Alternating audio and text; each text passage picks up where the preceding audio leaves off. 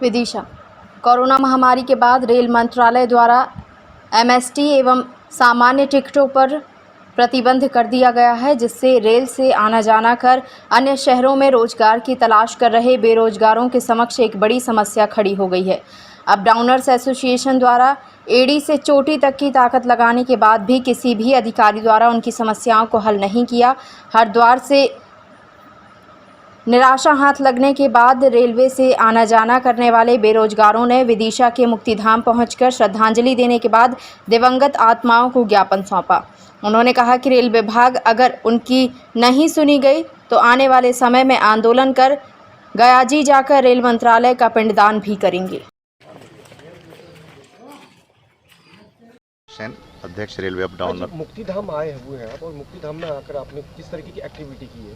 मुक्तिधाम में जो कोरोना काल में हमारे शहर के लोग काल कवलित हुए हैं, उनको श्रद्धांजलि दी है सबसे पहले। फिर उन दिव्यात्माओं से प्रार्थना की है कि जो कोरोना के चलते जो ट्रेनों का संचालन बंद हुआ और एमएसटी का संचालन बंद हुआ, सामान्य टिकट बंद हुए, वो पुनः प्रारंभ हो। उन्हीं से हमने प्रार्थना की। क्योंकि कितने लोग प्रभावित हो रहे हैं जो आपका कार्य नहीं हो रहा है?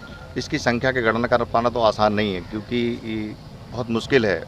लेकिन फिर भी अप डाउनर के लिए हमारे शहर से जो 8,500 से 10,000 के बीच जाते थे, वो तो उनमें से लोगों के रोजगार जा चुके हैं। 1,000-1,500 लोग बचे हैं जो वहीं रह करके या मोटरसाइकिल से या बस से जा करके अपने जीवन यापन चला। क्या मतलब मकसद क्या है आपका यहाँ पर? आप ज्ञापन दे रहे हैं इनको, मृत आत्माओं को?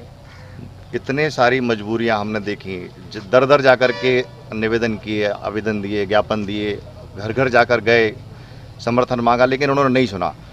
तो चूंकि ये मजबूर वर्ग है, एसोसिएशन जो है सब मजदूर और मजबूर वर्ग के लोग ही हैं, तो हताश होकर के ये सोचा क्यों ना हम अब वहीं चलें जहां सबका अंत होता है, और वहीं से अपनी बात की शुरुआत करेंगे कि आप सुनो। और अगर ऐसा होता है कि नहीं सुनते हैं तो हम अगली बार यही प्रार्थना करेंगे कि बाकी अप डाउनर्स को भी आप अपने पास ही बुला लो। जब जीवित लोग हमारी बात नहीं सुन पा रहे हैं तो क्यों ना हम लोग को वहीं बुला लो। तो ऐसे जीने से अच्छा तो बेहतर है कि भाई जैसे घर ही नहीं चला पा रहे लोग, सुसाइड कर रहे हैं, चोरियाँ कर रहे हैं और भी अन्य ऐसे कृत्य कर रहे हैं जो नहीं करना चाहिए सामान्य जीवन में। वो स्वाभिमानी लोग हैं, लेकिन वो परेशान हो चुके हैं। मुक्तिधाम क्यों आए?